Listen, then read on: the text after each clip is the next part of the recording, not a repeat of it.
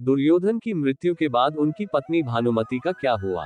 दोस्तों, आज जिस किरदार के बारे में हम आपको बताने जा रहे हैं, उसके बारे में शायद ही कोई जानता होगा। बड़ी प्रसिद्ध कहावत है, कहीं की ईंट कहीं का रोड़ा, भानुमति ने कुनबा जोड़ा।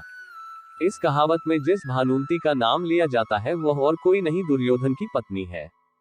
महाभारत ग्रंथ में पांडव, कौरवों, कुंती, द्रौपदी, गांधारी समेत कई विशिष्ट पात्रों का खूब जिक्र किया गया है, लेकिन इसमें दुर्योधन की पत्नी भानुमति का जिक्र बेहद कम किया गया है।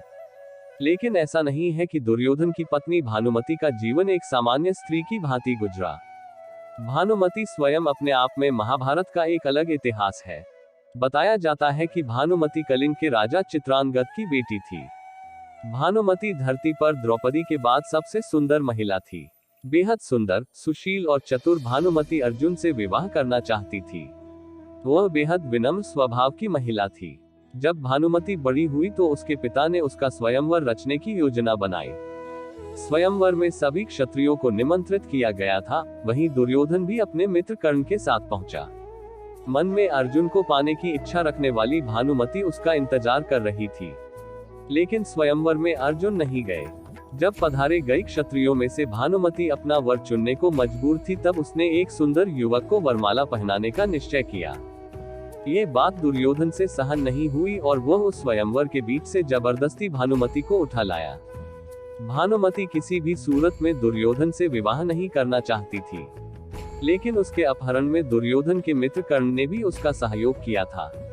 इधर राजा चित्रांगद भी अपनी बेइज्जती के कारण दुर्योधन से बेहद नाराज थे, लेकिन विवश भानुमति दुर्योधन को अपना पति स्वीकारने के अलावा कुछ और नहीं कर सकती थी। समयाकाल में दुर्योधन और भानुमति के दो जुड़वा बच्चे हुए, जिनमें एक पुत्र था और एक पुत्री। भानुमति के पुत्र का नाम लक्ष्मण था, जबकि पुत्री का नाम लक्ष्मणा। अपनी माता की भांति लक्ष्मणा भी बेहद सुंदर और चतुर बालिका थी। वह बचपन से ही एक वीरांगना की भांति अपना जीवन जीती आई थी। जब वह बड़ी हुई तो एक मित्र के लिहाज से दुर्योधन ने लक्ष्मणा का विवाह कर्ण के पुत्र वृषसेन से करने की योजना बनाई।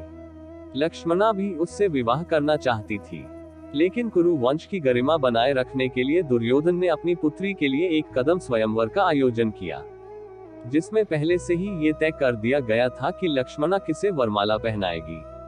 योजना अनुसार दुर्योधन ने सभी क्षत्रियों को आमंत्रित किया, लेकिन दुर्योधन की योजना तब विफल हो गई जब कृष्ण पुत्र साम ने जबरदस्ती लक्ष्मणा से विवाह कर लिया। उसने लक्ष्मणा का अपहरण उसी प्रकार से कर लिया जिस प्रकार से दुर्योधन ने भानुमति का किया था। गुस्साए दुर्योधन ने साम को कारागृह में डाल दिया। इस बात की जानकारी जब बलराम को लगी, तब गुस्साए बलराम दुर्योधन पर प्रहार करने पहुंचे। बलराम किसी भी सूरत में दुर्योधन को छोड़ने वाले नहीं थे। तभी दुर्योधन अपनी कृष्ण भक्त पत्नी भानुमति के पास पहुंचा, क्योंकि इस गंभीर समस्या से केवल भानुमति ही दुर्योधन को छुड़वा सकती थी।